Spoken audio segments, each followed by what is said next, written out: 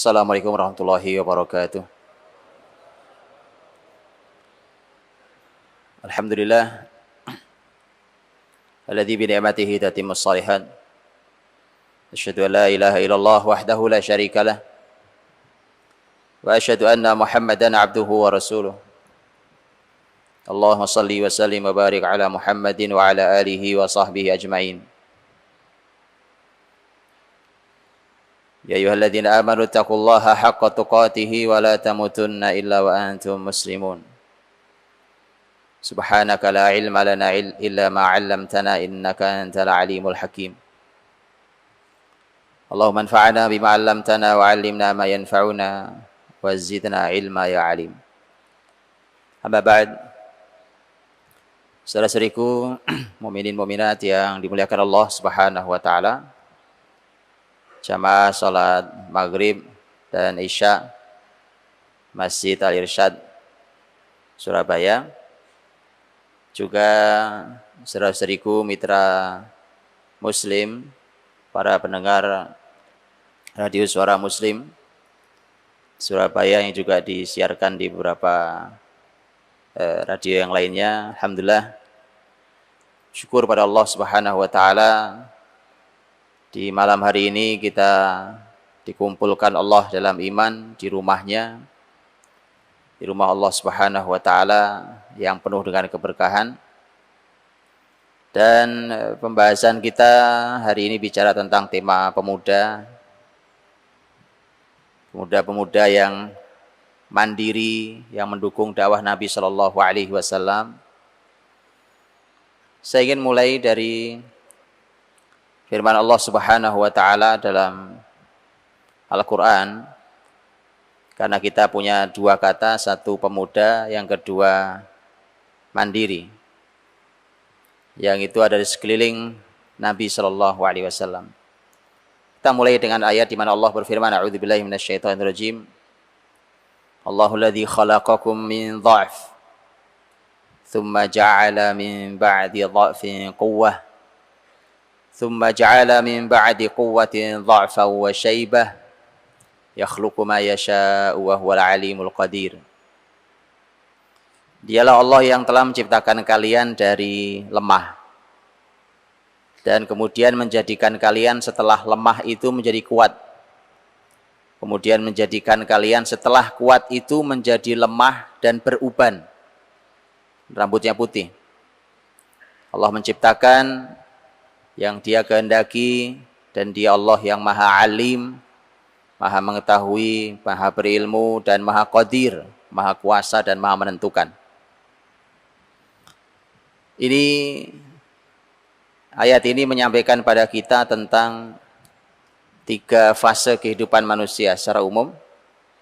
Yang menarik adalah fasenya lemah, kuat, lemah dan beruban.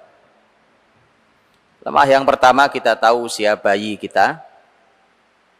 Lemah yang kedua dan beruban jelas sebagai tanda usia tua. Maka kuat yang di tengah apa? Usia pemuda. Karena itulah teman-teman dirahmati Allah, Allah menginginkan cuma dengan satu kata. Yang namanya pemuda itu satu kata, kuat. Itu kalimat Qur'ani, pilihan Allah. Makanya kalau kata kuat itu artinya tidak ada kamusnya anak muda lemes, itu enggak ada. Anak muda loyo tidak ada tempatnya. Anak muda gampang nyerah tidak ada. Anak muda lemah enggak masuk di sini. Cuma satu kata, kuat. Itu yang Allah mau di generasi muda. Kuat apanya? Segala hal. Karena Quran juga menggunakan nakirah, quwwah, kekuatan apa saja. Kuat segalanya. Kenapa Allah ciptakan kuat di usia tengah itu dan usia pemuda dari tengah itu? Ternyata Rasul Shallallahu Alaihi Wasallam yang menyampaikan, kata Nabi, Nasarani asyabab wa khadalani asyuyukh. Saya ini ditolong, dibela oleh para pemuda. Dan saya dihinakan, direndahkan oleh kalangan tua. Kalimat Rasul kita. Dan kalimat itu bisa antum cek dalam sejarah Islam bahwa benar datanya. Bahkan para ulama menyampaikan itu. Imam Ibnu Katsir dalam tafsirnya ketika menafsirkan kata pemuda fityatun amanu bi rabbihim wa zidnahum huda juga menyampaikan tentang bahwa dakwah Nabi dikelilingi anak-anak muda. Itu artinya ini tolak ukur. Tolak ukur yang mudah dijadikan ukuran. Apakah dakwah ini sudah lebih baik? Apakah akan segera hadir kebangkitan Islam? Di mana posisinya kebangkitan Islam itu dimulai, maka dilihat di mana ada generasi muda yang kuat-kuat mencintai kebaikan, mencintai rumah Allah, maka di situ kebangkitan. Dimulai dari kota itu kebangkitan. Dimulai dari tempat itulah kebangkitan Islam. Karena mereka lah yang dulu mengitari, mengelilingi dakwah Nabi Shallallahu Alaihi Wasallam. Itu adalah para pemuda. Dan Nabi Shallallahu Alaihi Wasallam itu dihinakan, dijatuhkan oleh orang-orang tua. Ini sekaligus sebagai sebuah masukan, teguran buat para orang tua. Yang tua semestinya membimbing yang muda, mengayomi yang muda, memberikan pengalamannya, bukan menjatuhkannya. Dan Rasul Shallallahu Alaihi Wasallam dimusuhi oleh orang-orang tua Quraisy. Di level tertingginya, level satunya, itu hampir semuanya mati kafir. Hampir semuanya mati kafir. Yang Allah selamatkan paling hanya Abu Sufyan radhiyallahu anhu. Sisanya mati kafir. Walid bin Mughirah, ini orang paling tingginya, mati kafir. Turun sedikit pada sepupu, pada ponak sepupunya, yaitu Abu Jahal, mati kafir. Kemudian Abu Lahab mati kafir. Itu level-level tinggi semua. Orang-orang yang secara level usia, level tua. Ada Umayyah bin Khalaf mati kafir. Ya, tokoh-tokoh ini mati kafir. Yang terselamatkan adalah anak-anak mereka. Generasi mudanya. Siapa anaknya Walid bin Mughirah? Khalid bin Walid. Panglima dengan keahlian yang luar biasa, tak ada duanya. Dalam kajian tentang bagaimana seorang Khalid. Kalau Abu Jahal mati kafir, anaknya beriman. Siapa anak Abu Jahal? Ikrimah radhiyallahu anhu, Ikrimah bin Abi Jahal, beriman, mujahid. Jadi generasi-generasi mudanya selamat, Pak. Yang tuanya mati kafir. Makanya pelajaran juga untuk kita di sini dan siapapun, bahwa kalau mau tobat jangan nunggu tua. Biasanya mati kafir. Beneran ini, Pak. Jangan nunggu tua. Karena tua itu susah, Pak. Kita khawatir betul. Mumpung masih muda, segera tobat. Mumpung masih muda, segera hijrah. Jangan nunggu tua. Yang tua dalam sejarah jelas mati kafirnya. Ya, makanya segera tobat, segera beriman, segera hijrah kepada yang baik. Nah, teman-teman dirahmati Allah, saudaraku berbahagia. Karena itulah maka ulama tabi'in Az-Zuhri rahimahullah ta'ala, beliau kalau ketemu anak-anak muda di zamannya, beliau beri nasihat. Kata beliau begini dalam nasihatnya. Hai anak-anak muda, kalian jangan merasa rendah. Jangan merasa kecil. Karena biasanya anak-anak muda itu, Pak, ini para orang tua, anak-anak muda itu kalau kumpul sama orang tua cenderung diem, Pak. Sungkan. Betul? Mereka sungkan, mereka tidak berani bicara. Itu anak-anak muda. Maka Az-Zuhri mengatakan, anak-anak muda, jangan merasa rendah. Kalian tahu dulu, kata Az-Zuhri, Umar Ibn Khattab radhiyallahu anhu, khalifah yang luar biasa itu, kalau menghadapi masalah sulit, dia tanyakan ke anak-anak muda. Kenapa? Ada yang tahu? Apa alasan Umar bertanya pada anak muda? Kan kalau ada masalah sulit negara, coba saya mau tanya, hari ini kalau ada masalah sulit negara, ditanyakan ke yang tua apa yang muda? Yang tua. Kenapa yang tua? Pengalaman. Inilah hebatnya Umar radhiyallahu anhu, bahwa kalau ada masalah berat di negara yang ditanyai anak-anak muda, kumpulin anak-anak muda yang pinter-pinter itu, kenapa? Bukan pengalaman yang dikejar. Karena pengalaman masa lalu gak ada yang menyelesaikan. Banjir di Jakarta, macet di Jakarta, saya nggak tahu di Surabaya masalahnya apa. Pengalaman kemarin nggak ada yang bisa menyelesaikan. Gimana antum nanya pengalaman? Pengalaman nggak ada yang bisa menyelesaikan. Betul? Apa yang diperlukan? Apa yang dicari Umar? Kenapa anak muda? Kata Az-Zuhri, karena Umar, apa kira-kira?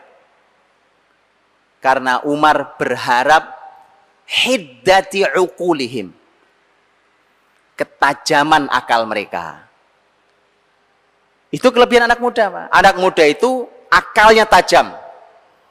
Artinya kalau pengalaman sudah tak bisa menyelesaikan, tanya anak muda itu kreatif, masih tajam otaknya. Yang tua-tua kan sudah cukup, Pak. Yang tua menyanyikan kenangan. Yang tua menyanyikan kenangan, yang muda tajam ke depannya. Itu yang Umar mau radhiyallahu anhu. Maka berharap ketajaman akal-akal mereka. Kenapa begitu? Karena itulah yang dijumpai oleh para khalifah di zaman Rasul Shallallahu Alaihi Wasallam dulu, bahwa generasi muda ini adalah generasi yang betul-betul diharapkan. Dan memang salah satu poin penting seperti yang disampaikan malam hari ini adalah tema kemandirian. Mandiri itu kalau di dalam Islam, teman-teman, asal seseorang menjalankan syariatnya dengan baik, pasti mandiri. Kenapa tidak mandiri? Karena terlalu banyak pelanggaran syariatnya. Saya kasih contoh. Contoh, lihat dua kalimat ini. Atau lihat dua kata ini. Satu, mubadir. At-tabdzir. Yang kedua dosa. Kita lihat ya. Rasul Shallallahu Alaihi Wasallam berkata tentang dosa apa? Kata Nabi, al-birru, kebaikan, matma'annat ilaihin nafs. Kebaikan itu adalah apa yang membuat jiwa jadi tenang. Itu baik. Makanya orang-orang baik itu jiwanya tenang hidupnya. Karena semua yang dilakukannya makin hari makin baik, makin hari makin tenang. Bukankah kita makin hari akan makin mendekati perjalanan menuju Allah, maka menghadap Allah. Allah berfirman, ya ayyatuhan nafsul mutmainnah, wahai jiwa-jiwa yang tenang. Gak bisa masuk surga tanpa jiwa yang tenang, Pak. Irji'i ila rabbiki radiyatan mardiyah fadkhuli fi ibadi wadkhuli jannati. Kalau mau masuk surga, jiwanya harus tenang. Jiwa tenang itu, kata Nabi, pakai kebaikan. Albir, kebaikan. Bagaimana dengan dosa, ya Rasulullah? Kata Nabi, al-ithmu mahaka fi sadrika wa taraddada fi sadr wa in aftakan nas wa aftauk. Yang namanya dosa itu apa yang kau sembunyikan dalam dirimu. Nggak mau kamu ketahuan orang. Itu dosa. Oh, dosa apa? Aib. Kita tidak mau orang tahu. Dan yang kedua, lihat. Dan apa yang meragukan di dadamu. Makanya dosa itu selalu akan membuat keraguan, serba ragu. Karena itulah ketika generasi ini selalu melakukan dosa, dan dosa, yang terjadi adalah ragu, dan ragu. Orang namanya orang ragu, Pak, tidak mantap, tidak tenang. Orang disebut mandiri itu dia kokoh berdiri sendiri.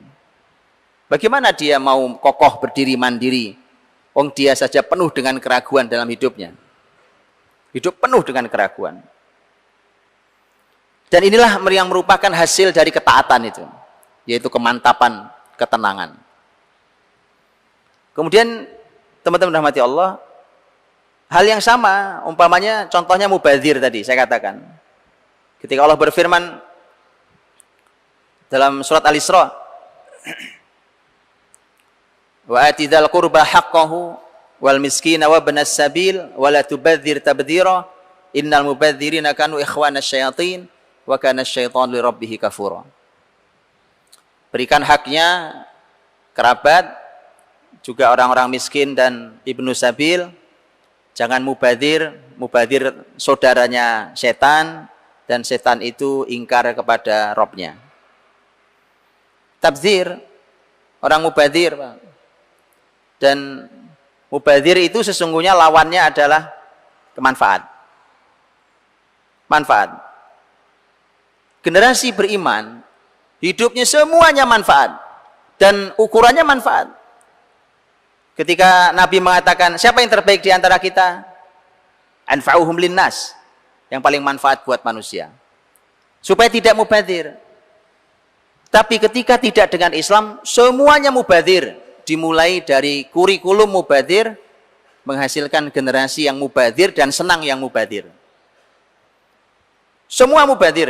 Akhirnya yang paling bahaya adalah umurnya mubadzir.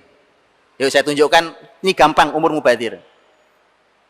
Yang unik, dalam surat An-Nisa ayat yang ke-6, Allah Subhanahu wa taala berfirman, "Wabtalul yatama hatta idza balagun nikah fa in anastum minhum rusyda fadfa'u ilaihim amwalahum." Ujilah anak-anak yatim itu hingga ketika mereka mencapai usia an-nikah, hatta idza balagun nikah. Ketika mereka sampai usia nikah. Kalimatnya jelas nikah. Kemudian kalau kalian sudah menjumpai ada sifat rusda, maka silahkan berikan harta mereka kepada mereka. Pertanyaan saya ayat ini tentang an-nikah, hatta idza balagun nikah. Yang unik adalah tafsir para ulama. Apa yang dimaksud dengan nikah di ayat itu? Ketika mereka sampai di usia nikah usia berapa? 21? Lihat Pak, lihat saya tunjukkan betapa mubadzirnya umur kita. Ini mudah sekali menganalisa dengan ayat ini. Umur nikah di Indonesia umur berapa? Hah? 25? Tadi udah 21, naik lagi. La ilaha illallah, tambah mubadzir kita nih kan. Ya, lihat. Ternyata tafsir para ulama mengatakan kata an-nikah di ayat itu artinya al-bulugh, balik. Loh, balik umur berapa? Balik itu di zaman Nabi dulu umur 15 tahun. Rata-rata umur 15 tahun. Mengapa Allah untuk menyebut kata balik menggunakan kata nikah? Kan dalam bahasa Arab balik juga balik katanya. Ada al-bulugh. Lihat Pak, sebagai isyarat penting bahwa seharusnya kalau sudah balik, sudah siap nikah. Umur 15. Putri Nabi Fatimah radhiyallahu anha nikah umur 15 setengah. Antum buka kitab Syiar Alamin Nubala karya Imam Az-Zahabi. 15 setengah tahun. Antum nggak usah ngomong ini zamannya beda, memang beda. Antum bilang sama, masa nggak bergerak zamannya. Tapi cara antum berilmu nggak mestinya sama. Wong kitab suci kita sama, Nabi kita sama, kiblat kita sama, nggak ada yang berubah. Oke, tapi lihatlah betapa mubadzirnya umur kita. 15 tahun sudah disiapkan untuk nikah ya kan? Hari ini 30 tahun belum nikah kadang-kadang. Ya. 30 tahun belum nikah ngapain aja ya? Buang umur antum. Mubadzir. Coba nikah dari umur berapa? Sekarang anak udah selusin. Wih, ini generasi perlu diperbanyak, generasi baik-baik kayak begini kan. Itu. Karena itu teman-teman itu hasil dari at-tabdzir. Mubadzir itu. Nah, kemubadziran itu semua berawal dari cara berpikir kita. Bukan hanya mubadzir benda-benda. Benda-benda bukan. Nah, generasi Islam adalah generasi yang manfaat di seluruh usianya. Karenanya mereka pasti berpikir tadi, kebaikan, manfaat, dan itu tentu karena kemandirian itu.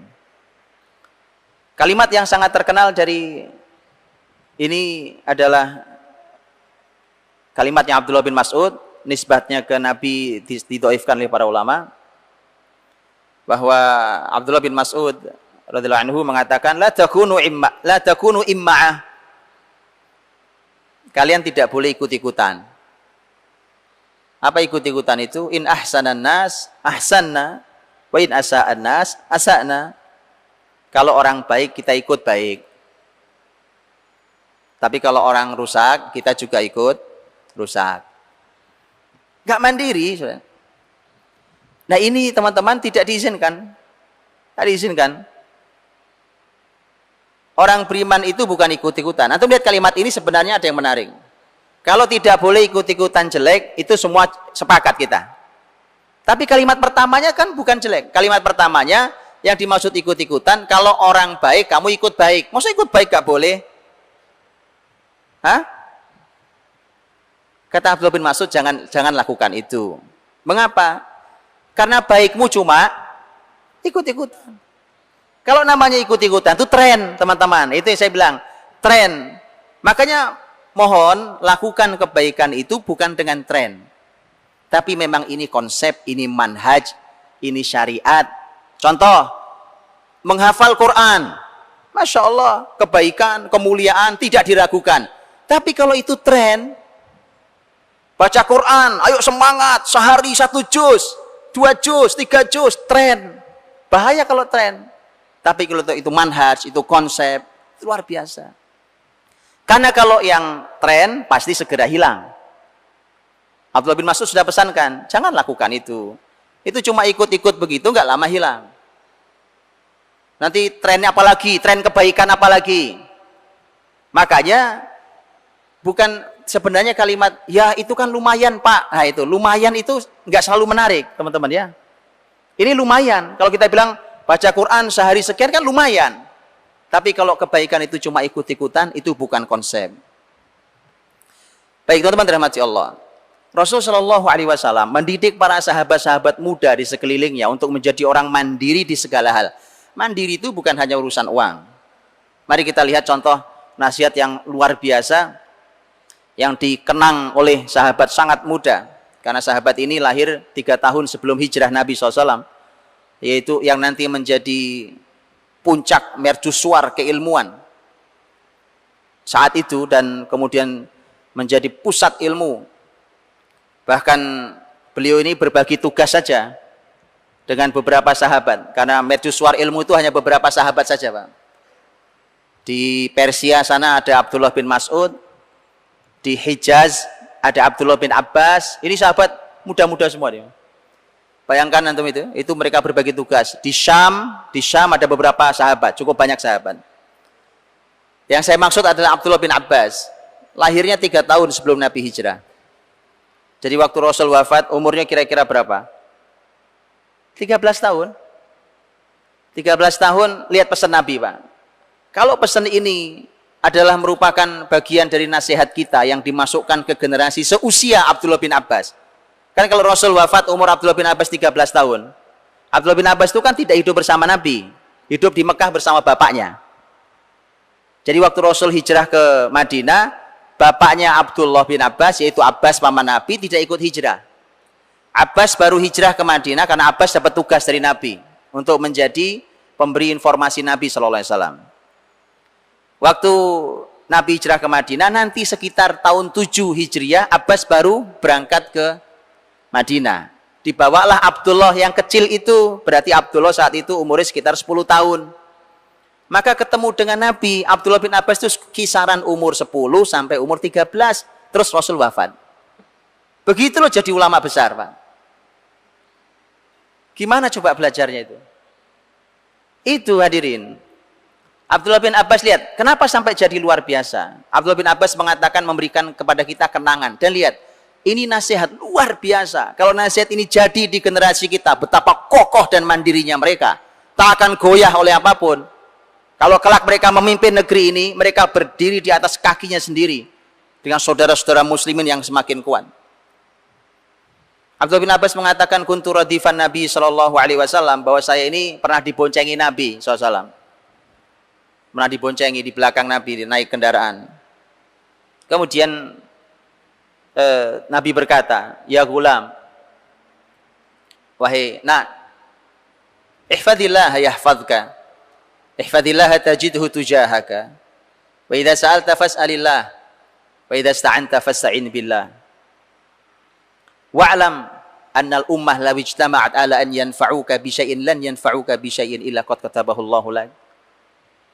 Wa in ijtama'u ala yadurruka bi syai'in lan yadurruka bi syai'in illa qad katabahu Allahu 'alaik. Rufi'atil aqlam wa jaffatis suhuf Ta'arraf ilallahi fir rakha ya'rifka fi syiddah. Panjang nasihatnya, Pak. Di naik unta aja nasihatnya panjang banget itu. Luar biasa. Wa'lam anna nasr ma'as sabr wa anna al-faraj ma'al karb wa anna ma'al usri yusra. Nah, jagalah Allah, Allah menjagamu. Di situ mulainya. Jagalah Allah, kau jumpai Allah ada di hadapanmu. Kalimatnya juga menarik, Pak. Kalau dianalisa lebih dalam, kalimatnya menarik. Silakan dianalisa sendiri. Kalau kau minta, minta sama Allah. Minta tolong sama Allah. Idza sa'alta fas'ilillah wa idza ista'anta fasta'in billah. Dan ketahuilah, lihat nih, Pak, ini kalimat berikut ini yang jelas akan membuat, bayangkan anak umur 10 sampai 13 tahun nasihatnya kayak begini. Ketahui, nak, andai seluruh umat ini berkumpul untuk memberimu kebaikan dan manfaat, tak akan pernah bisa mereka lakukan, kecuali kalau manfaat itu memang ditakdirkan Allah menjadi milikmu.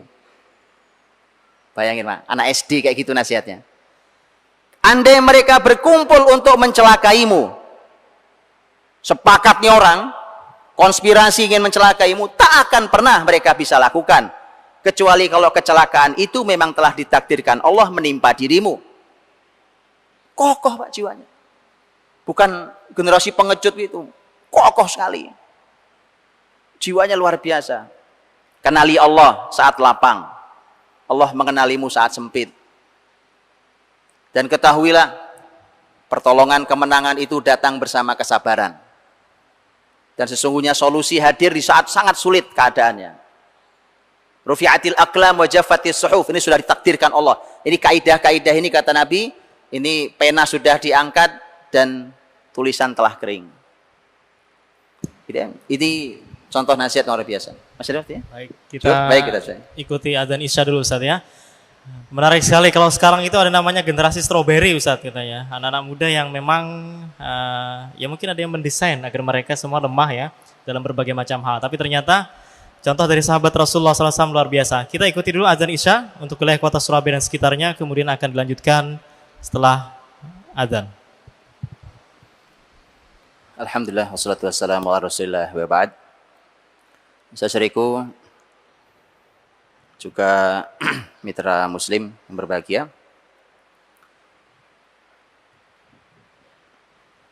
Para sahabat Nabi SAW itu di usia muda-mudanya mereka tertempa, terdidik oleh pendidikan agama yang luar biasa, yang dengan ilmu agama yang kokoh itu kemudian mereka bertahan kuat dengan sekelilingnya. Lihatlah umpamanya kisahnya sahabat mulia Sa'ad bin Abi Waqqas radhiyallahu anhu yang secara umur masih sangat muda, kisaran masih sekitar 17-16 tahun. Usianya masih muda, kemudian beliau masuk Islam. Saat itu masuk Islam, memutuskan untuk masuk Islam. Begitu masuk Islam, kemudian ibunya marah, ibunya Sa'ad bin Abi Waqqas marah dan memaksa Sa'ad untuk keluar dari Islam. Kemudian ibunya mengancam, kalau kau tidak keluar, ibu akan mogok makan, kamu makan sampai mati. Sa'ad berkata, demi Allah wahai bunda, kalau bunda punya 100 nyawa, keluar satu persatu nyawa bunda gara-gara tidak mau makan, saya tak akan pernah lepaskan agama ini. Anak-anak muda, Pak, usia SMA hari ini, kokoh sekali, Pak. Jiwa mereka memang seperti itu, jiwa-jiwa yang sangat mandiri. Ali bin Abi Thalib radhiyallahu anhu, ini orang luar biasa dalam sejarah. Ali bin Abi Thalib radhiyallahu anhu tidak aneh karena Ali sejak kecil dididik oleh Nabi sallallahu alaihi wasallam di rumah beliau, diminta oleh Nabi dari rumahnya Abu Thalib. Ali bin Abi Thalib radhiyallahu anhu dalam waktu masuk Islam, antum semua tahu usianya 10 tahun. Ada yang mengatakan, ada ahli sejarah yang mengatakan lebih muda dari itu, 8 tahun. Anggap yang 10 tahun, Pak. Lihat waktu proses dia masuk Islam. Ketika Nabi menyampaikan wahyu, begitu Nabi dapat wahyu pertama, Nabi sampaikan, Nabi jelaskan tentang Islam, tentang Allah. Kemudian disampaikan ke Ali. Lihat apa yang dilakukan Ali. Kata Ali, saya mau diskusi, konsultasi dengan ayah saya, Abu Thalib. Untuk memutuskan apakah aku ikuti keyakinanmu, wahai Muhammad. Kata Nabi, nggak usah. Jangan. Tak usah konsultasi sama ayahmu. Karena memang keadaannya masih sangat rahasia. Tak usah. Kalau kau mau putuskan sendiri. Anda tahu? Anak 10 tahun. SD belum lulus. Bicara, berpikir tentang ketuhanan. Ketuhanan. Berpikir tentang Rob. Tentang ilah. Memastikan apakah saya ikuti keyakinan ini. Atau saya ikuti keyakinan nenek moyang saya. Semalaman itu dia bolak-balik gak tidur, Pak, untuk memikirkan itu. Esok paginya dia berkata, asyhadu alla ilaha illallah wa asyhadu anna Muhammad Rasulullah. Anak muda-muda, Pak, 10 tahun. Untuk itulah maka, ini sebenarnya karena tadi, Pak, karena mereka hidup dididik di lingkungan yang baik. Sama juga dalam urusan yang sifatnya, kalau tadi adalah urusan hati, urusan jiwa, kekokohan, keyakinan, dan seterusnya. Kemandirian dalam masalah uang, masalah harta juga sama. Karena sekali lagi orang-orang beriman itu diminta Allah untuk memberi manfaat ke orang lain, bukan malah menjadi beban untuk orang lain. Atau bertiup kemana arah angin bertiup, tidak. Dia harus memberikan manfaat untuk orang lain. Maka lihatlah umpamanya yang tadi saya sampaikan di khutbah Jumat, ayat di akhir surat Al-Muzammil. Ketika Allah Subhanahu wa taala berfirman di satu ayat yang panjang itu, ayat yang terakhir, alima an sayakunu minkum marda wa akharuna yadribuna fil ard yabtaguna min fadlillah wa akharuna yuqatiluna fi sabilillah. Allah tahu ada di antara kalian yang sedang sakit. Ada di antara kalian yang sedang berkeliling bumi untuk mencari rizki yang halal. Dan ada di antara kalian yang sekarang sedang berjihad fi sabilillah. Lihat itu. Para ulama menyampaikan, termasuk Abdullah bin Mas'ud radhiyallahu anhu. Lihat kalimat Abdullah bin Mas'ud begitu membaca ayat ini, Pak. Lihat kalimat Abdullah bin Mas'ud. Ini sahabat Nabi memahami ayat itu sampai melihat itu semua. Sudah nggak ada istilah usia nganggur, itu nggak ada, Pak. Ya ima antum berhenti karena sakit istirahat. Tapi kalau sudah sehat, kalau nggak jihad nyari uang yang halal. Makanya Abdullah bin Mas'ud mengatakan, begitu membaca ayat ini, seorang muslim yang membawa dagangan dari negeri kemudian masuk ke negeri muslim yang lain dengan membawa dagangan itu dan dia berharap mendapatkan pahala Allah, maka dia sejajar dengan mujahid fisabilillah. Abdullah bin Mas'ud katakan itu. Makanya Al-Qurtubi di dalam tafsirnya mengatakan itu. Abdullah bin Umar radhiyallahu anhuma mengatakan, kematian yang paling aku cintai setelah mati jihad fisabilillah adalah kematian aku dekat dengan untaku saat aku sedang melakukan perjalanan dagang mencari rezeki yang halal. Kalimat Abdullah bin Umar. Anak-anak muda, Pak. Abdullah bin Umar muda, Pak. Abdullah bin Umar itu Rasul wafat umurnya baru 20 tahun, kurang lebih lah. Sekitar 20 tahun. Kurang lebih sama seangkatan dengan Anas bin Malik. Abdullah bin Umar radhiyallahu anhu. Itu kalimatnya. Susah luar biasa. Makanya mandiri. Nasib orang beriman mandiri. Coba tuh lihat, Masya Allah, kan. Orang sudah sampai kuliah itu sudah sangat lama kita menyusahkan orang tua. Bebannya orang tua itu udah kelamaan. Bayangkan antum sekolah, apalagi sekarang sekolah tambah hari tambah panjang. Dulu zaman saya sekolah cuma SD, TK, 0 kecil 0 besar. Sekarang sebelum TK sudah ada sekolahnya. Mahal lagi, lebih mahal dari TK lagi. Jadi sudah nyusah ini panjang, Pak. Dari apa namanya nggak tahu namanya, ya kan, macam-macam namanya. Kemudian TK, masuk SD, SMP, SMA, kuliah. Selesai kuliah nggak mandiri juga keuangannya, Pak. Sudah antum lulus kuliah itu 22 tahun. 22 tahun itu Muhammad Al-Fatih sudah jadi sultan, Pak. Umar bin Abdul Aziz 23 tahun sudah jadi menteri. Kita masih gini tangan di depan orang tua, ma ongkos. Ini memang ada salah luar biasa. Ini salah luar biasa, teman-teman. Kemandiriannya tidak ada. Rasul Shallallahu Alaihi Wasallam mendidik para sahabat untuk mandiri itu. Saya berikan satu contoh. Ini peristiwa menjadi mahal, pelajaran untuk siapapun, anak muda, generasi tua, pelajaran mahal tentang kemandirian masalah ekonomi. Suatu hari datang seseorang dari masyarakat Ansor. Ada anak muda, satu anak muda dari masyarakat Ansor datang ke Rasul Shallallahu Alaihi Wasallam, kemudian minta ke Nabi, Pak. Minta ngemis, Pak. Ya Rasulullah, saya minta makan. Nabi itu sebenarnya, Bapak Ibu, kalau diminta itu Nabi pasti beri, Pak. Pasti Nabi beri. Tapi ini yang minta anak muda, Pak. Anak muda minta makan. Kata Nabi, di rumahmu ada apa? Enggak ada apa-apa ya Rasulullah. Hanya ada tikar atau apa ya, kain atau tikar lah, bukan? Yang sebagian saya pakai untuk alas tidur, sebagian saya pakai untuk selimut. Sama bejana tempat minum yang sudah rusak. Kata Nabi, pulang bawa sini. Bawa sini. Pulang deh, Pak. Dibawa itu barang nggak berharga itu. Di depan Rasul. Sedang kumpul Rasul dengan para sahabat. Kata Nabi, siapa yang mau beli barang ini? Barang nggak berharga dijual sama Nabi. Tapi ini pelajaran mahal. Lihat nanti, lihat pelajaran mahal ini.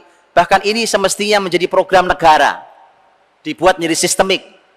Lihat contoh ini luar biasa. Ini contohnya memang satu orang, tapi ini untuk satu negara sebenarnya.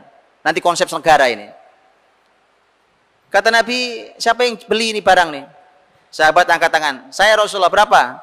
1 dirham. Oh, memang barang nggak berharga, Pak, itu. 1 dirham. Ya kan? 1 dirham. Kata Nabi, saya pengen lebih dari 1 dirham. Sahabat tahu, Nabi bukan ingin menjual barang ini. Nabi punya rencana tentang anak muda ini. Ada yang angkat tangan, 2 dirham ya Rasulullah. Ah, sini, 2 dirham sini. Ini ambil nih barang. Gak ada gunanya tuh barang. Ambil 2 dirham. 2 dirham dibawa oleh Nabi, diserahkan ke anak muda itu. Kata Nabi, sebagian belikan makanan untukmu dan keluargamu. Sebagian belikan kampak, terus datang lagi ke aku. Cerdas ya, Pak. Yang begini ini harus jadi program negara. Antum pikirin deh. Ya kan, pikirin coba program kayak apa yang jadi. Anak muda itu pulang, dia beli sebagian untuk beli makanan secukupnya, kemudian sisanya beli kampak gitu, Pak. Sini, kata Nabi. Sudah, ini ya Rasulullah kampak ya. Nabi kasih kayu, Pak, ikat pakai kayu, kampak tuh. Lihat kata Nabi, pergi, cari kayu. Setelah cari kayu, kalau kamu dapat, pergi ke pasar, jual. Saya tak mau melihat wajahmu 15 hari. Cakep, Pak. Betul? Sampai waktunya ada. Antum harus teliti mengapa 15 hari. Oh iya. Nabi ingin generasinya mandiri, muda-muda. Enggak ada. Anak muda kerjaannya ngemis. Akhirnya begitu jadi pemimpin, cuma penampilan yang keren, Pak. Berdasi, berjas, AC dingin, pengemis juga. Kerjaannya ngemis sana, ngemis sini. Negara akhirnya dijual. Wong itu kerjaannya ngemis. Tapi generasi mandiri, Pak. Nggak diberi kesempatan Nabi. Hanya untuk sekedar, kalau dia minta makan, apa susahnya Nabi ngasih makan? Nah, Pak. Ini faktornya adalah masalah, ini ada salah tentang masalah kemandirian. Akhirnya anak muda itu pergi, 15 hari Nabi nggak mau lihat. Antum tahu enggak? 15 hari itu bagaimana? Lawang pasar itu, Pak. Pasar muslimin itu yang nggak jauh dari Masjid Nabawi. Sampingnya, depannya pasar Yahudi Bani Koinuko, ya kan? Sampai dia ditutup nantinya. Ada pasar Ka'ab bin Ashraf nanti juga ditutup sampai orangnya mati, ditutup pasarnya. Pasarnya ya keliling itu aja. Kira-kira ketemu nggak itu? Kan Nabi ngelihat, sahabat pasti ngelihat anak muda itu kan? Oh, iyalah. Dia bolak-balik bawa kayu kan. Tapi Nabi bilang, saya nggak mau lihat wajah kamu 15 hari. Anda tahu, Setelah 15 hari anak muda itu datang menemui Nabi SAW. Dia bawa 10 dirham. Sudah 10 kali lipat. Kalau tadi 2 dirham, mungkin yang 1 dirham dibelikan makanan, 1 dirham dibelikan kampaknya umpamanya, maka artinya hasilnya sudah 10 kali lipat dalam 15 hari. Coba angka prosentasenya ketemu antum. Sampai prosentasenya. Baru begitu datang bawa 10 dirham, di 10 dirham itu dia bisa belikan, sudah beli baju. Sudah beli baju Pak dia, beli baju, beli macam-macam. Kata Nabi, begini. Baru Nabi kasih nasihat, Pak. Nasihatnya baru keluar. Begini ini lebih baik dibandingkan kamu ngemis nanti di akhirat datang dengan wajah hitam, dengan wajahmu penuh titik hitam. Gara-gara ngemis. Saya juga nggak kebayang, Pak. Kalau orang kerjaannya ngemis gitu ya. Terus kalau pejabat ngemisnya gimana tuh, Pak? Nah, itu mukanya apa nggak gelap itu? Kata Nabi, ada titik hitam di wajahmu gara-gara kamu ngemis. Ini lebih baik begini, kamu berusaha bekerja dengan cara ini lebih baik. Lihat antum, Pak. Waktu dia datang pertama bukan diceramai Nabi, Pak. Dia perlu solusi yang nyata. Datang ngemis diceramai. Kamu ngemis saja kerjaannya. Sono nyari kerjaan. Kasih solusi, bukan diceramain, Pak. Dia tidak sedang perlu ceramah. Dia sedang perlu diberikan solusi untuk mandiri. Lihat itu. Nanti kalau dia sudah mulai kelihatan mandiri, baru dikasih ceramah. Ini lebih baik nih, gitu. Lihat konsep Nabi SAW. Luar biasa.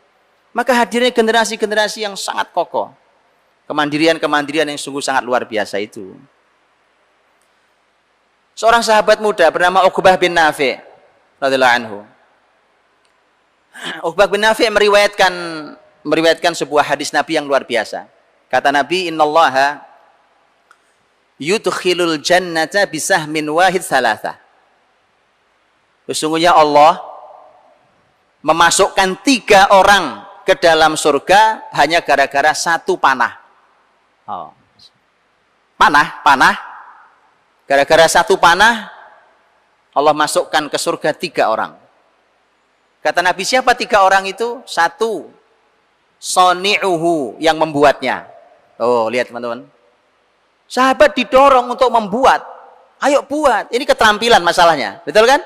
Sekarang teman-teman yang punya keterampilan membuat panah jadi bisnis sendiri kan? Insya Allah. Ya, Nabi dorong, ayo buat. Karena si pembuatnya, kalau dia membuat karena ingin mendapatkan pahala Allah, dia masuk surga gara-gara membuat. Belum manah dia, baru membuat maksudnya. Pembuatnya. Yang kedua kata Nabi, Romi, pemanahnya. Yang ketiga, Munbiluh, itu yang menyiapkannya. Ya, artinya luar biasa. Kata Nabi, 3-3-nya masuk surga hanya gara-gara 1 panah. Maka didorong generasi muda itu di zaman Nabi untuk punya keterampilan. Nggak boleh nggak punya keterampilan. Maka Nabi itu, teman-teman, Nabi itu ngelewatin anak muda. Itu anak-anak muda lagi pada menguliti kambing. Kambing dipotong terus dikuliti. Nabi cuma lewat, tapi Nabi perlu memberikan dorongan motivasi ke mereka. Nabi mengatakan, begitu Nabi ngelihat, Nabi berhenti. Kata Nabi, tidak begitu nak cara menguliti kambing. Berarti ada yang salah. Cara nguliti. Kata Nabi, lihat saya. Nabi langsung kuliti. Lihat, begini cara ngulitinya. Nah, sudah. Ayo teruskan. Didorong, mereka punya keahlian. Punya kemampuan, Pak. Sehingga mereka menjadi generasi yang mandiri. Dan begitulah, kenapa mereka didorong mandiri? Karena kelak mereka lah pemimpin-pemimpin dunia. Kalau mereka tidak mandiri, maka alangkah bahayanya. Mereka mandiri dengan kebersamaan muslimin. Makanya teman-teman kalau antum pelajari dalam sejarah kejatuhan negeri-negeri Islam, di dalam sejarah Islam dulu, itu ada benang merah yang sama walau dinastinya beda, walau zamannya beda. Kenapa sebabnya mereka jatuh? Lihat di antara kejatuhannya apa? Di antara kejatuhannya penyebabnya selalu ada yang sama. Yaitu meminta bantuan musuh Islam untuk memerangi muslimin yang lain. Itu antum boleh lihat sejak dimanapun itu. Ini salah satunya. Jadi mereka Contoh yang paling nyata adalah Andalus, karena Andalus bertetangga dengan kerajaan Kristen utara dari Kastil dan Aragon. Itu raja-raja kecil itu minta bantuan ke Kristen. Ini rajanya Muslim, minta bantuan ke Kristen untuk memerangi saudaranya yang Muslim. Bahkan ada yang ironi, Pak. Nah, ada yang ironi. Sama-sama raja, sama-sama Muslim. A dan B bertikai. Si A minta ke raja Kristen ini, si B minta ke raja Kristen yang sama. Apa enggak buat mainan? Dibuat mainan sama dia. Ah, ini bagus ini. Dia minta ke saya, dia minta ke saya untuk saling adu. Kan tinggal diadu aja. Udah kayak wayang. Itu. Karena mereka nanti pemimpin, maka kemudian mereka harus kokoh mandiri. Masalah-masalah muslimin diselesaikan oleh muslimin sendiri. Dan itu bisa kita lihat nantinya. Sahabat-sahabat muda yang oleh Nabi Shallallahu Alaihi Wasallam diajari berbagai macam hal, di berbagai keahlian dan keterampilan. Baik itu kalau di sahabat Mekah ada keahlian pasar, berdagang, sahabat Madinah punya keahlian perkebunan, maka mereka dilatih oleh Nabi Shallallahu Alaihi Wasallam, dijaga betul, Nabi kontrol betul. Sahabat-sahabat yang muda yang kelak berperan sepeninggal Nabi Shallallahu Alaihi Wasallam, mereka berperan menjaga negeri Islam, sehingga ketika Rasul wafat, para sahabat itu tinggal bagi tugas, Pak. Tinggal bagi tugas mereka. Umpamanya tadi tentang tema keuangan, kan antum tahu bahwa negeri masalah, negeri paceklik, tidak ada harta, sulit. Sudah, Pak. Muslimin saling membantu itu luar biasa. Amur Ramadah, tahun Abu, namanya tahun Abu di masa Khalifah Umar. Itu masyarakat ibu kota, yaitu Madinah, nggak ada makanan sampai kesulitan, sampai mereka tidak bisa makan, sampai kulitnya Umar bin Khattab yang tadinya putih jadi hitam. Menghitam gara-gara dia tidak makan dan gara-gara selalu dia hanya minum minyak zaitun. Cuma itu hanya itu yang bisa dia lakukan sehingga menghitam kulitnya. Kemudian perutnya bunyi kruk itu karena lapar, ditusuk pula perutnya sama Umar. Umar nusuk perutnya sendiri. Perut diem, kau tak akan ku beri makan sampai rakyatku makan. Umar radhiyallahu anhu. Itu begitu, Pak. Lihat, Pak. Masalah besar, ibu kota kelaparan. Perlu solusi. Maka solusinya lihat, diselesaikan oleh muslimin sendiri, selesaikan. Umar tinggal kirim surat ke Mesir. Sa'ad bin Abi Waqqas sebagai gubernur Mesir. Ya, kirimi surat. Celakalah kamu. Itu suratnya, Pak. Celakalah kamu. Kau lihat keadaan kami dan kau tak membantu kami. Wah, gitu. Bahasa ukhuwah tingkat tinggi tolong jangan ditiru ini. Ini ukhuwah tingkat tinggi. Kalau antum tiru pasti antum berantem. Kok antum itu diskusi ngomong baik-baik aja ujungnya berantem kok. Ini apalagi bahasanya kayak begitu, jangan ditiru ya. Makanya saya selalu bilang, Pak, hati-hati bicara, ayo kita tiru salafus soleh, kita tiru salafus soleh. Salafus soleh itu imannya tinggi, ilmunya tinggi, kita nggak nyampe, nggak semuanya bisa ditiru, jangan ditiru. Ini contohnya, ini belum seberapa.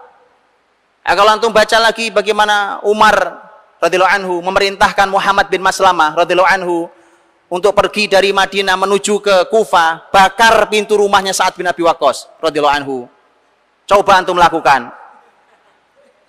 Ini tiga-tiganya saudara loh, ngaji bareng loh dulu. Ya kan? Makanya saya bilang jangan ditiru, walaupun salafus soleh.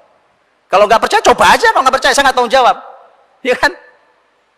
Kenapa? Mereka melakukan itu, Pak. Itu imannya kokoh, ukhuwahnya kuat sekali, ilmunya tinggi sekali itu.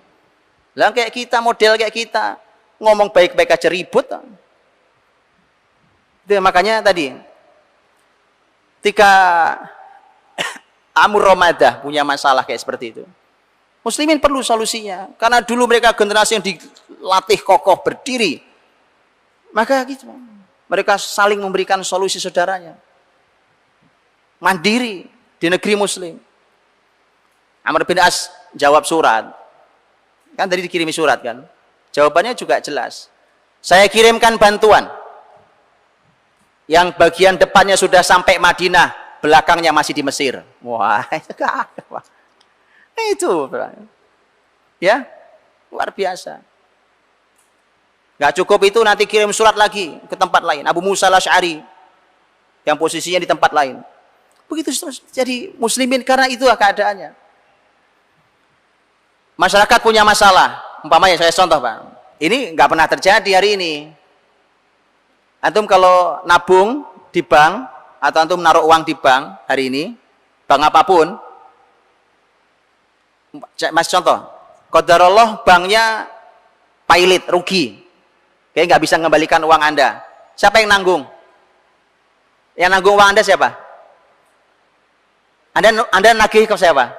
Kan banknya rugi, nggak bisa bayar, nggak bisa mengembalikan uang Anda. Siapa yang Anda tuntut? Hah?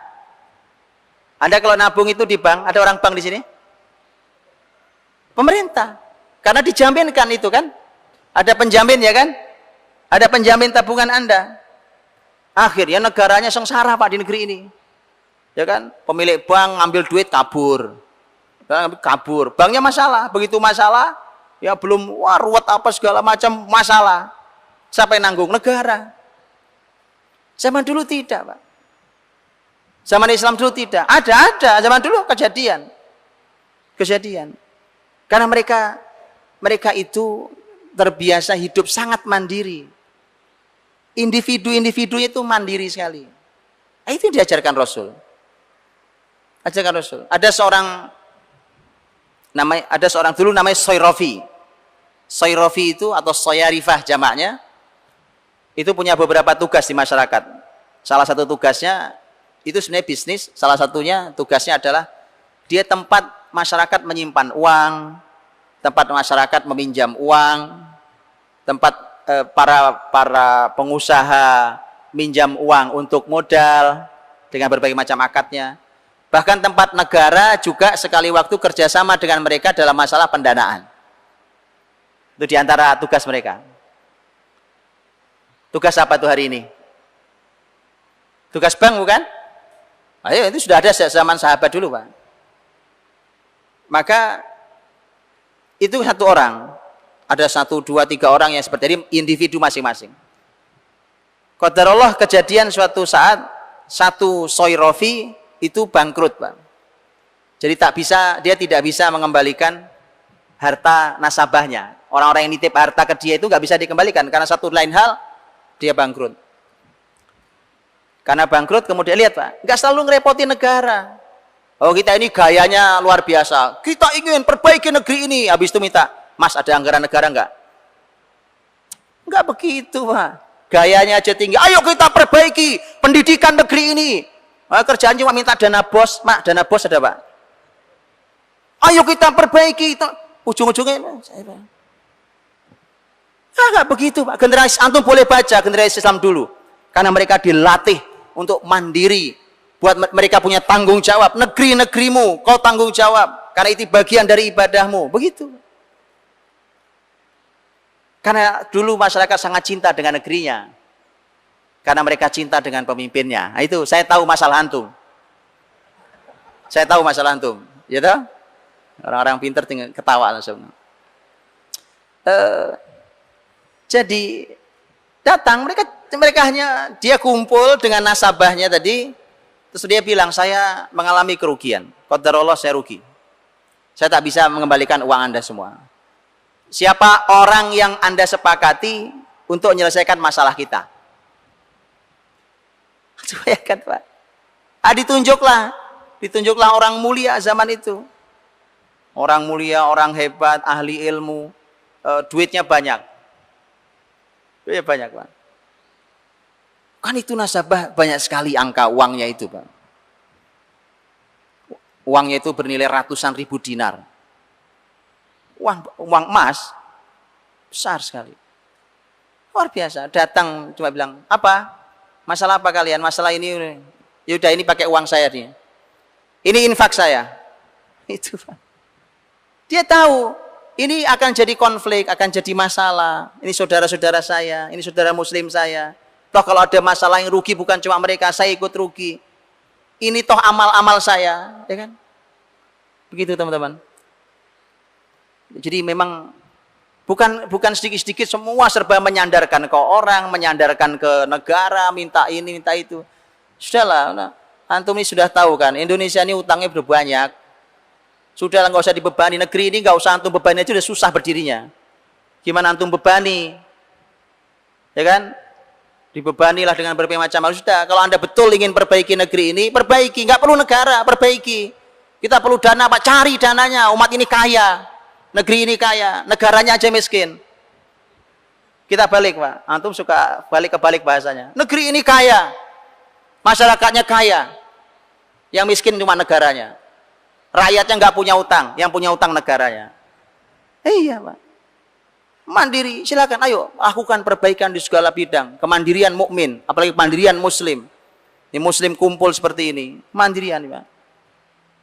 Kalau negara ini tidak bisa membenahi dirinya sendiri, mari kita contohkan di sesama muslim ini bahwa ternyata yang bisa memperbaiki negeri ini memang hanya muslim.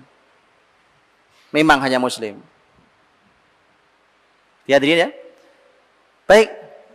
Sudah. Teman-teman dirahmati Allah, saya kira itu dulu. Ini sebagian bahwa intinya adalah kemandirian dididik oleh Rasulullah SAW. Semua berawal dari syariat ini.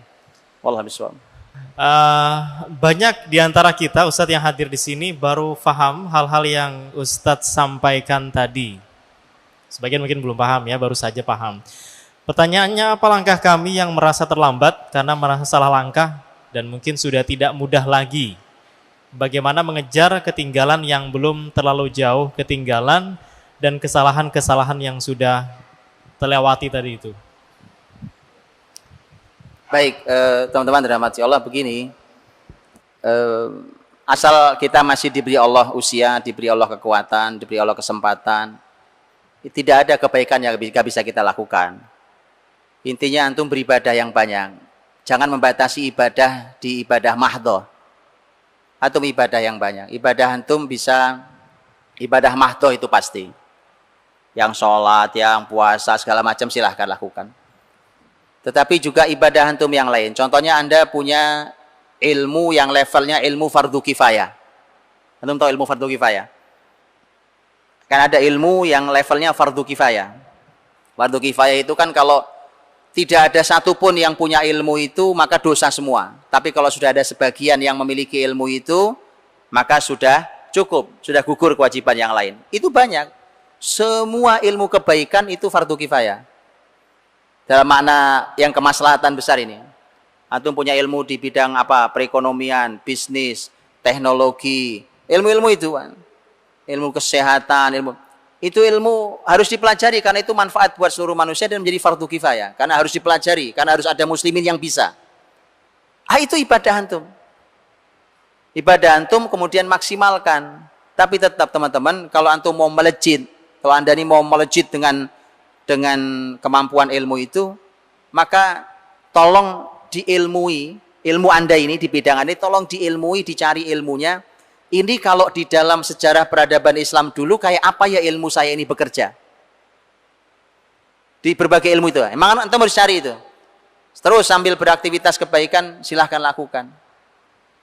Ya, silahkan pelajari. Makanya berilmu, ini mahal. Karena saya tahu teman-teman, karena beberapa waktu saya sering berjumpa dengan teman-teman yang diberikan Allah hidayah, ini luar biasa. Kemudian dia tinggalkan dunianya. Dia tinggalkan dunia, wah ini ternyata salah, saya mau hijrah dia. Sudah saya tinggalkan semua. Ya, Masya Allah. Bahkan ada teman-teman yang punya perusahaan, ditutup perusahaannya. Tutup perusahaannya, Pak. Perusahaan besar, tutup perusahaannya. Gara-gara hijrah. Ada yang kerja di posisi yang tinggi dengan gaji besar, dia keluar dari pekerjaannya. Oke, saya bertanya. Waktu itu saya bertanya, bukankah ilmu antum ini sebenarnya manfaat? Manfaat sih Ustaz. Lah iya. Yang kenapa Anda hijrah sebenarnya bukan masalah di ilmunya. Ya kan? Bukan masalah di ilmunya. Ilmunya manfaat. Cuma waktu Anda menjalankan ilmu manfaat ini pakai cara yang salah, yang nipu, yang riba, yang apa gitu ya, kesalahan-kesalahan itu. Jadi yang salah bukan ilmunya. Nah, pertanyaan saya begini tinggal. Bagaimana caranya ilmu yang baik ini dan menjadi amal soleh Anda ini, mari kita jalankan ilmu Anda ini tapi dengan cara yang baik. Gitu ya. Jadi tidak, intinya jangan menyerah dan teruslah belajar, karena dengan belajar Islam Masya Allah kita akan diberi panduan sekaligus akan diberi ide dan inspirasi. Wallahu a'lam bishawab. Assalamualaikum warahmatullahi wabarakatuh. Assalamualaikum warahmatullahi wabarakatuh.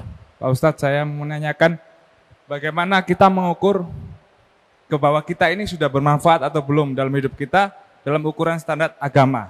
Maksudnya dalam standar hidup kita bahwa oh ini kita pertanggungjawabkan nanti di akhirat waktu di hadapan Allah. Assalamualaikum warahmatullahi wabarakatuh. Assalamualaikum warahmatullahi wabarakatuh. Luar biasa. Barakallahu fikum. Luar biasa ini pertanyaan, bagaimana caranya kita mengukur bahwa kita sudah manfaat atau belum. Ini luar biasa ya, semangat ini menjadi semangat kita. Mumpung masih muda, maka banyaklah menabung untuk akhirat. Banyak menabung untuk akhirat ya. Untuk dunia saya nggak usah ngajari antum rajin nabung untuk dunia. Nabung akhirat, yuk kita nabung untuk akhirat. Jangan nunggu tua. Dulu sahabat Nabi muda-muda sudah nabung untuk akhiratnya. Jika manfaat itu kan begini teman-teman, lihat manfaat. Lihat saya tunjukkan, ini penjelasan ulama tentang, saya kasih contoh. Ini contoh. Saya umpamanya naik becak, Pak. Baik, depannya ada becak, saya naik becak. Bisa jadi hanya mungkin ongkosnya 10.000. Qadarullah saya pegang-pegang, ya Allah, lupa bawa uang. Cuma 10.000. Saya pergi ke masjid, ketemu beliau. Saya bilang, Ustadz, saya naik becak lupa bawa uang. Saya pinjam 10.000. Lihat nanti, Pak. Ternyata beliau nggak minjami saya. Besok beliau ketemu saya. Ustadz Budi, ini 100.000. Lihat, Pak. 10.000 yang kemarin buat saya lebih berharga daripada besok 100.000. Ngerti ya tuh? Ulama mengatakan, lihat Pak, para ulama mengatakan, amal itu tak hanya masalah besar. 10.000 sama 100.000 besar mana? 100.000. Salah satu yang membuat amal itu besar, dan ini manfaat buat dunia dan akhirat kita. Di antaranya selain besar itu juga ada tema sendiri, itu juga penting. Ya, karena kalau keperluannya besar, tentu perlu amal yang besar. Tapi terkadang tidak, terkadang adalah perlu beramal walau kecil tapi tepat waktu dan tepat sasaran. Itu manfaat. Karena tadi saya cuma perlu 10.000 teman-teman, saya cuma perlu 10.000, bukan 100.000. 10.000 saja. Itu ya, ada, subhanallah, ada begitulah. Itulah kenapa Abdullah bin Mubarak, akhirnya antum kalau pelajari kehidupan orang-orang lengkap, loh ini orang lengkap teman-teman ya, ini Masya Allah kalau antum diberikan kehidupan seperti Abdullah bin Mubarak, ini luar biasa, dunia akhirat bahagia, orang luar biasa. Abdullah bin Mubarak itu ya ahli ilmu, iya, ini ilmu tinggi orang, ini orang hidup sezaman dengan Imam Malik, abad 2 Hijriah, ahli ilmu, iya, mujahid, iya, jihad Pak, perang dia di mana-mana, ahli ibadah, iya, kaya raya, iya. Itu Abdullah bin Mubarak. Abdullah bin Mubarak tuh, Masya Allah Pak, unik banget beliau itu. Karena beliau tahu potensinya. Jadi kalau mau tahu kita manfaat apa tidak, coba ukur potensi Anda apa. Abdullah bin Mubarak punya banyak hal. Maka beliau perankan satu-satu itu. Yang ahli ilmu, maka dia bicara ilmu. Dia diskusi dengan ulama tentang masalah ilmu. Abdullah bin Mubarak kirim surat. Ini secara ilmunya, karena dia tahu dia punya potensi ilmu.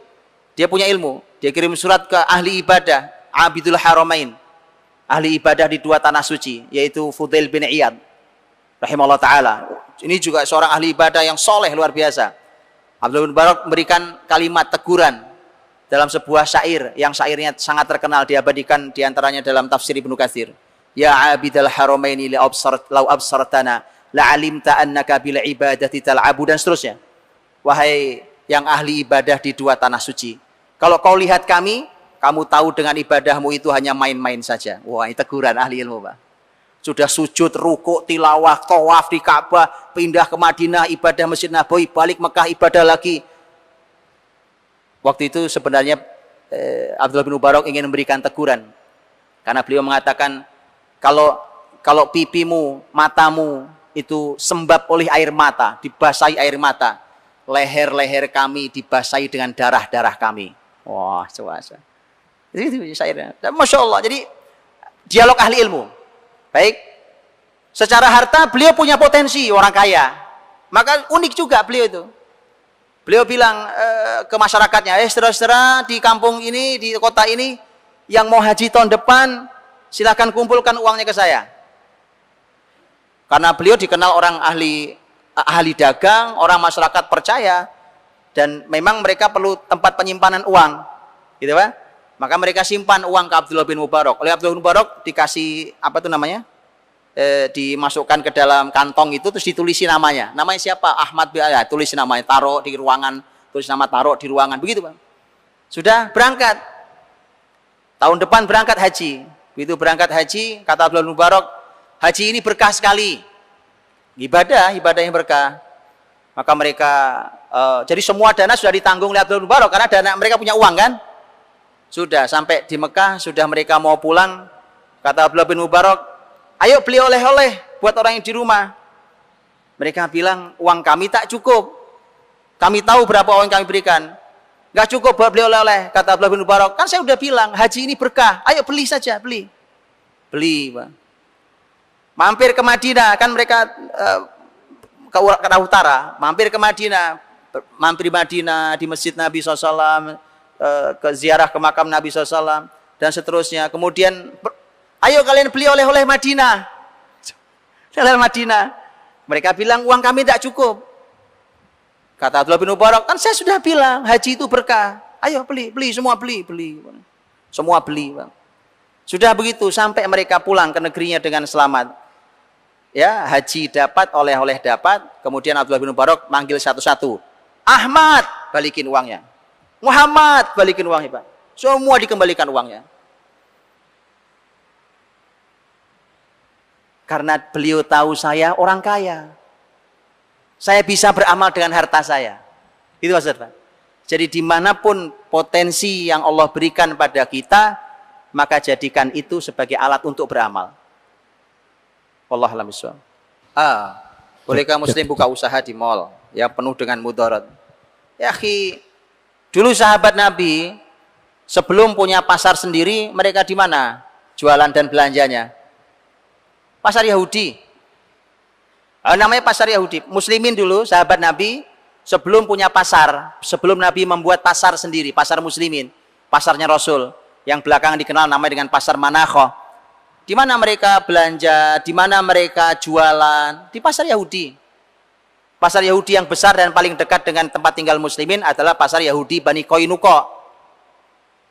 Begitu Nabi punya pasar sendiri, maka sahabat pindah, dagangnya pindah, belanjanya pindah. Tetapi sekali waktu kan ada saja barang yang mungkin tidak ada di pasar muslimin, ya kan? Mungkin saja terjadi. Maka mereka lagi nyari di pasar Yahudi Bani Koinuko. Gak ada masalah. Itu muamalah biasa. Apakah tidak ada mudorot? Oh, namanya pasar Yahudi, ya mudorotnya banyak, Pak.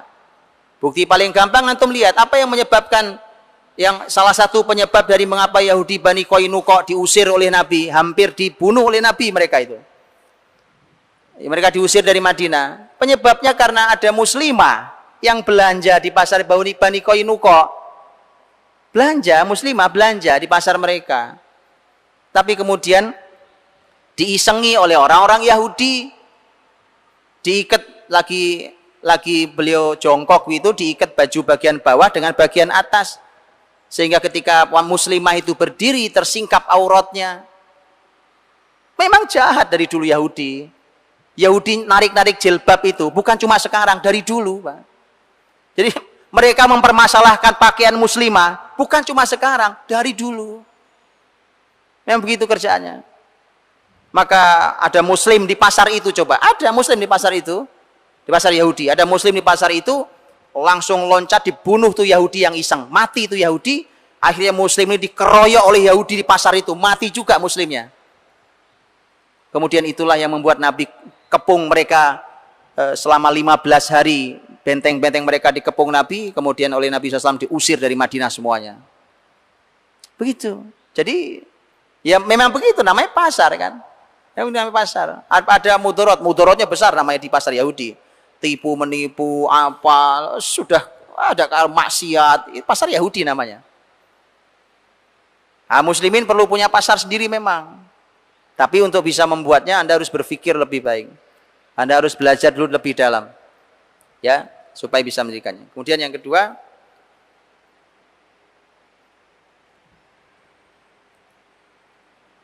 bukankah permasalahan dalam ekonomi sekarang, khususnya pekerjaan lebih kompleks dibanding dulu? Sama aja, Pak. Apanya lebih kompleks? Sama saja. Sama saja. Beneran, Pak. Kalau antum belajar sejarah dengan dalam, antum akan jumpai sama saja. Beneran, Pak. Sama saja. Bukankah masalah ekonomi lebih ruwet? Sama. Antum tunjukkan yang ruwet sekarang, saya tunjukkan yang lebih ruwet zaman dulu. Beneran. Sama, Pak, sama. Karenanya begitu, muslimin itu menghadapi masalah seruwet apapun di zaman manapun, karena kita punya panduan wahyu dan kita punya contoh yang pernah aplikatif berjalan dalam sejarah Islam. Itu kalau dikuasai muslimin, Anda akan sangat gamblang bisa menjalankannya. Dengan Anda bisa menahapinya pelan-pelan dari satu tangga ke tangga berikutnya untuk mencapai sempurna. Insya Allah bisa, dan tidak ada masalah karena bahwa apa yang dilakukan oleh pemuda di zaman seperti sekarang tadi, teman-teman, saya tadi sampaikan di pertama tentang ayat bahwa pemuda itu kuat. Intinya gampang, kekuatan itu antum pakai untuk semua kebaikan. Yang maksimal makainya. Orang nggak ada yang sempurna.